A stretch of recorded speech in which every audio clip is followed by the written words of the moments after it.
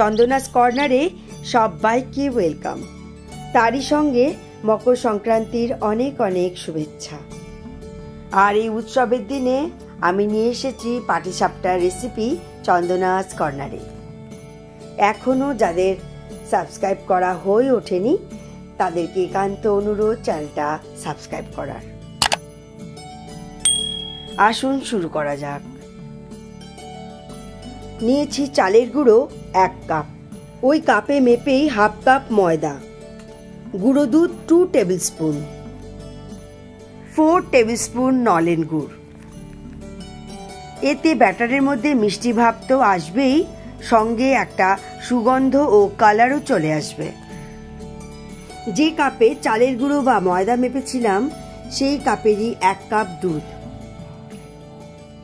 এবার একটা সুন্দর ব্যাটার তৈরি করতে হবে। প্রয়োজন পড়লে ব্যাটারে আরও দুধ অ্যাড করা যেতে পারে। আমি আরও একটু দুধ তাই অ্যাড করলাম, যাতে ব্যাটারটার কনসিস্টেন্সিটা একদম ঠিকঠাক হয়। একটু ভালো করে হুইস্ক করতে হবে যতক্ষণ না একটা স্মুথ ব্যাটার পাওয়া যায়। মনে হচ্ছে ব্যাটারটা একদম রেডি হয়ে গেছে।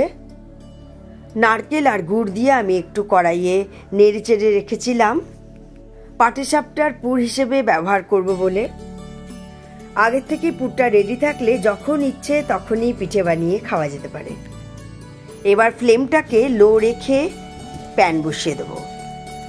একটু অয়েল ব্রাশ করে নেব। এরকম বাটির মতন হাতা নিলে দিতে খুব সুবিধা হয় আর মাপটাও ঠিক হয়। তাই এরকম হাতার সাহায্যে ব্যাটারটা আমি দিয়ে দিলাম প্যানের মধ্যে। চারিদিক এরকম ঘুরিয়ে ঘুরিয়ে ছড়িয়ে দিতে হবে ব্যাটারটা। ফ্লেম থাকবে লো। এরপর পুরটা দিয়ে দিলাম। কোনার দিকটা সুন্দর উঠে আসবে আর এরকম ফোল্ড করে দিতে হবে। দরকার পড়লে দুটো স্প্যাচুলার ব্যবহারও করা যেতে পারে।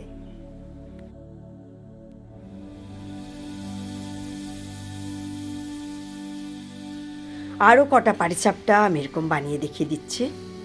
খুবই সহজ, আজই বানিয়ে ফেলুন। এই পিঠে পার্বণে আপনারা কি পিঠে বানালেন অতি অবশ্যই কমেন্ট বক্সে আমাকে জানান। আমার ভিডিওটি কেমন লাগলো সেটাও আমাকে জানাবেন। পিঠে পার্বণ উৎসবটি ঐতিহ্যপূর্ণ একটি উৎসব।